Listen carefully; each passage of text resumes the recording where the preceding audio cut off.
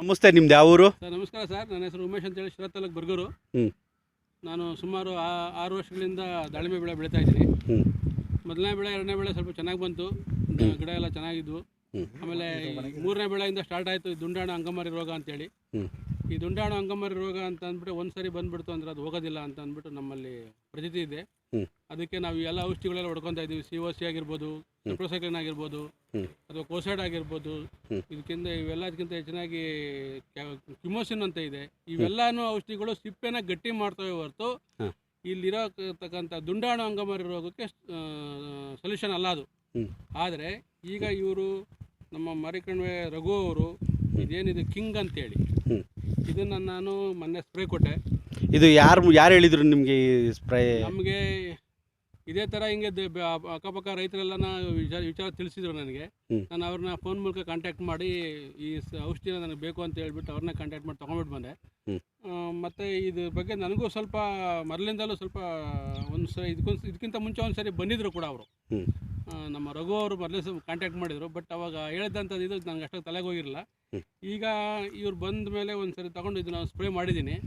ನೋಡಿ, ನಿಮಗೆ ಕಾಣ್ತಾ ಇದೆ ಕಣ್ಣಿಗೆ, ಇದೇನಿದೆ ಓಪನ್ ಆಗಿರೋ ಅಂಥದ್ದು ಅದೆಲ್ಲನ ಆಲ್ರೆಡಿ ಒಣಗಿದೆ. ನೆಕ್ಸ್ಟ್ ಆಯಿಲ್ ಸ್ಪಾಟ್ ಅಂತ ಏನಿದೆ, ಅದು ಆಯಿಲ್ ಸ್ಪಾಟ್ ಕೂಡ ಅಲ್ಲಿಗೆ ಸ್ಲೋ ಆಗಿದೆ, ಕ್ಲಿಯರ್ ಆಗಿದೆ. ಆಯಿಲ್ ಸ್ಪಾಟ್ ಇದ್ದರೆ ಈ ಥರ ಎಂದಲಾಗಿರ್ಬೋದು, ನೀರಾಗಿರ್ಬೋದು, ಹಿಂಗೆ ಹಚ್ಬಿಟ್ಟು ಹಿಂಗೆ ಅಂದರೆ ಜಾರುತ್ತೆ. ಬಟ್ ಈಗ ಇರೋ ಅಂಥ ಆಯಿಲ್ ಸ್ಪಾಟಲ್ಲಿ ಆ ಥರ ಜಾರೋದಿಲ್ಲ. ಅಂದರೆ ಆ ದುಂಡಾಣು ಅಂಗಮಾರಿದು ರೋಗದ ರೋಗಾಣುಗಳು ಸತ್ತೋಗಿದ್ದಾವೆ ಅಂತ ಅರ್ಥ. ಅಂದರೆ ಇದು ರೋಗಾಣುನ ಸಾಯಿಸೋದ್ರಿಂದ ಏನಾಗುತ್ತೆ ಅಂತಂದರೆ ರೋಗ ಮತ್ತೆ ಉಲ್ಬಣ ಆಗೋದಕ್ಕಾಗೋದಿಲ್ಲ.